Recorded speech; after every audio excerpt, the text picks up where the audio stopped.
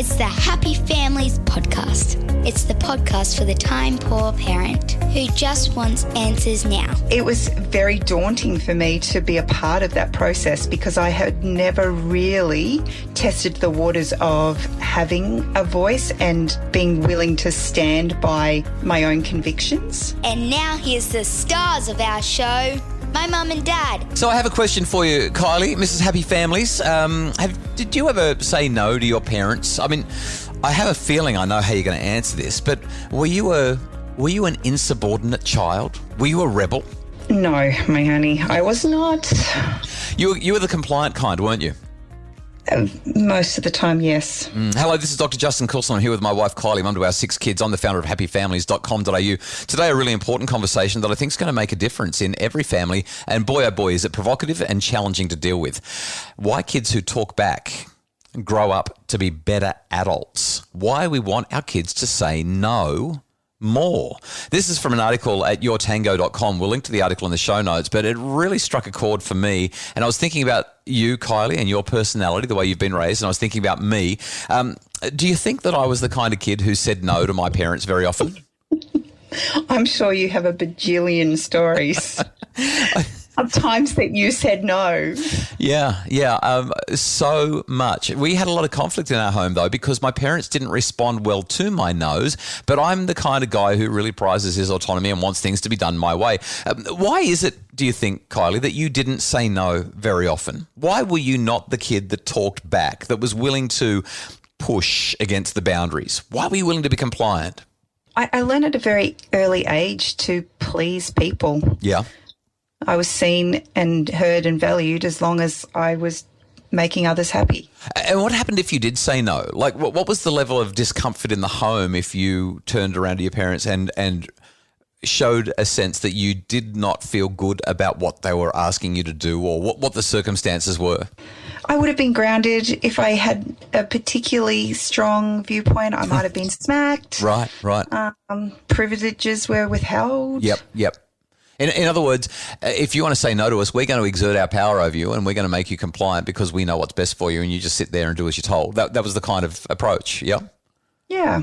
And so in my home, we did not have what I would call healthy conflict styles in our home, but my mum in particular and my dad somewhat, they both had this attitude that, well, you got to figure it out. You've got to talk it through. You've got to express what's going on. If you don't want to do something, express it, argue for it, make your case. Now, we didn't do it in a healthy way, like I said.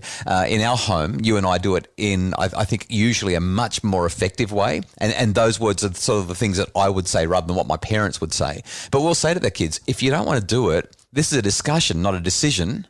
Make your case. Prove to us that we can trust you to do that thing, or prove to us that we're wrong here in a way that's respectful and kind. Tell us why you're saying no so that it counts. Is that reasonable? Yeah. As I was reading the article, a quote stood out to me by psychologist Kylie Flanagan. She said the inability to say no, the inability to set boundaries is one of the most common insidious causes of human suffering.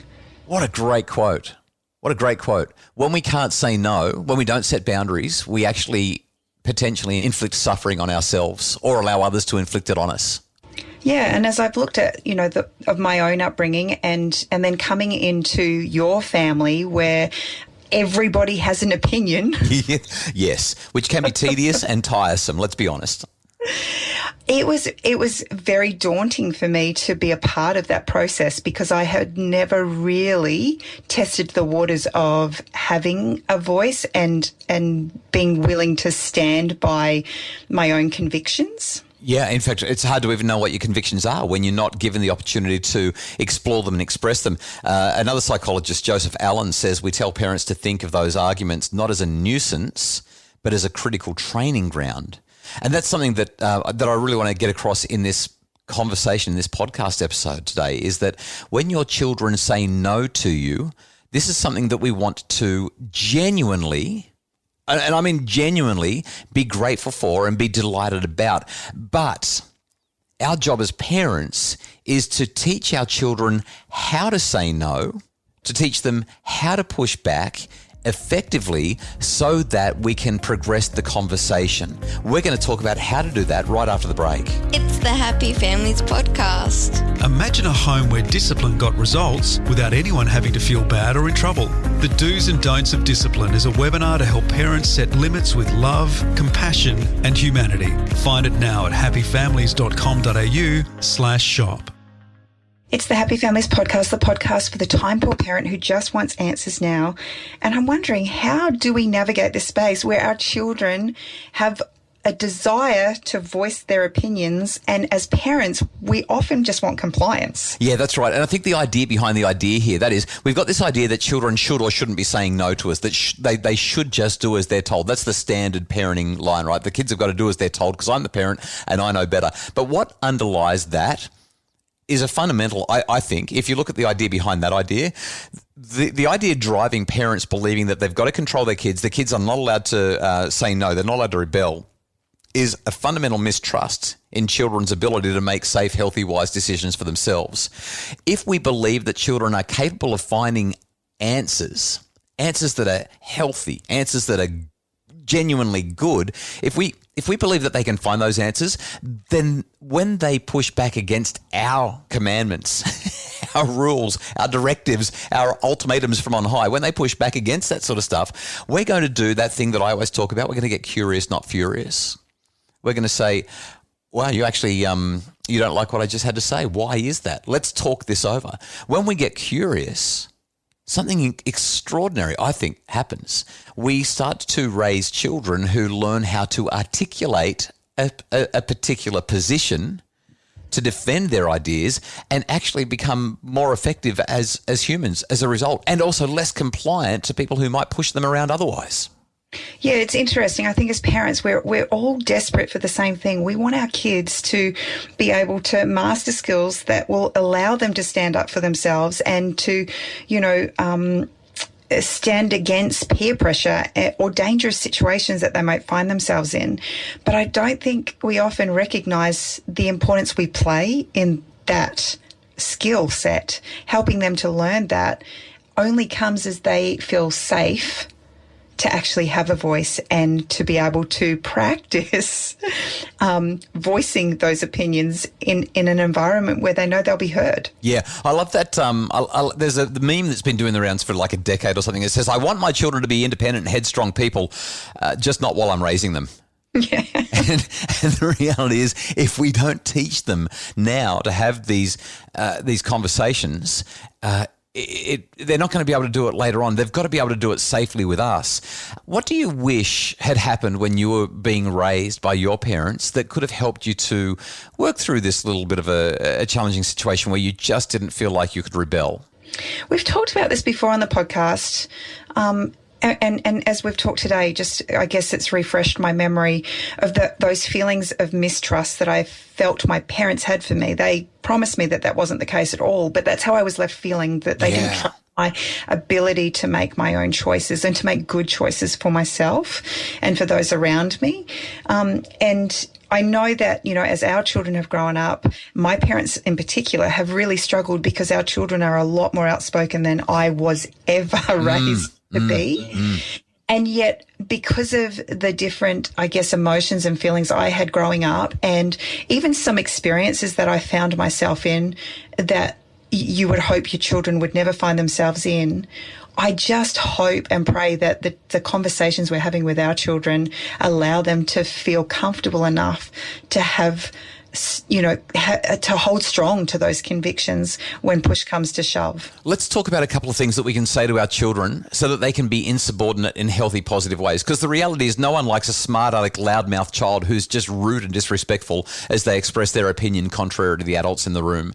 The next time you hear your child respond in a way that's clumsy, awkward, and frankly disrespectful, instead of saying, "Don't you dare talk to me like that," which is what many parents will respond with, I think that it's helpful to say something like, "Do you have a different way of saying that?"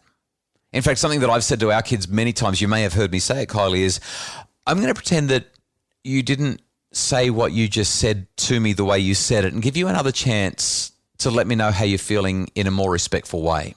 Now, I know that sort of sounds a bit clunky and there's a whole lot to it, but you get the idea. You're saying to your kids, I get it. I know you're upset, but let's figure out a better way to express our discontent than the way that you did it.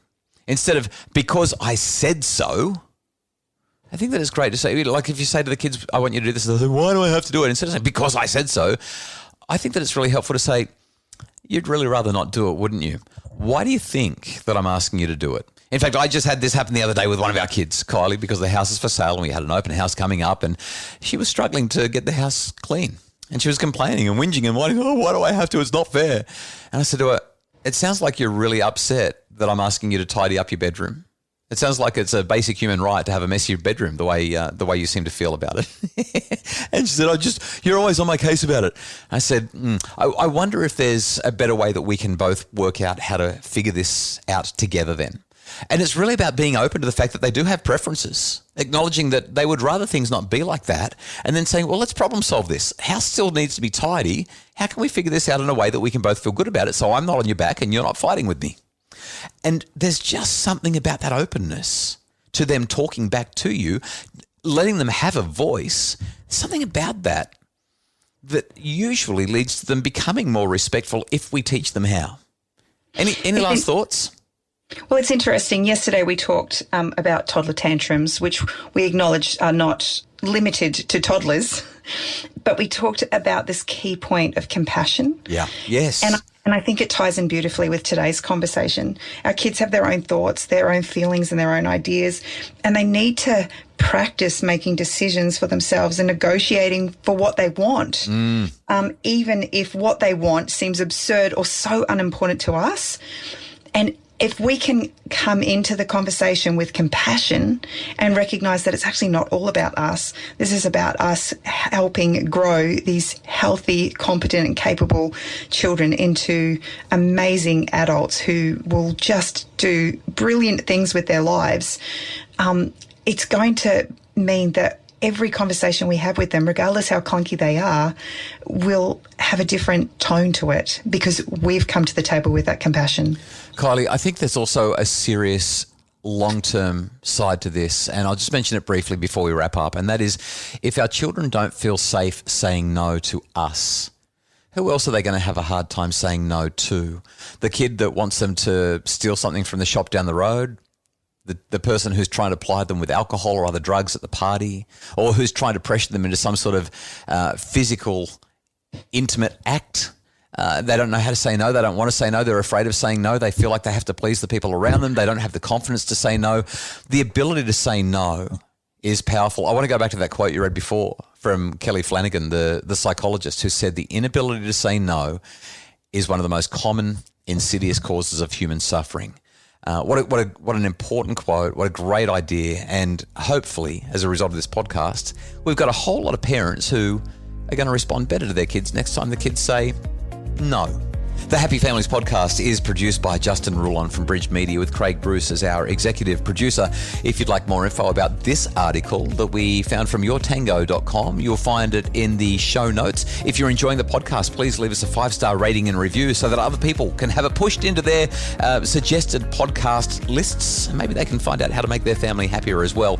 All the details for the resources and the ways that we can help make a difference in your family are at happyfamilies.com.au.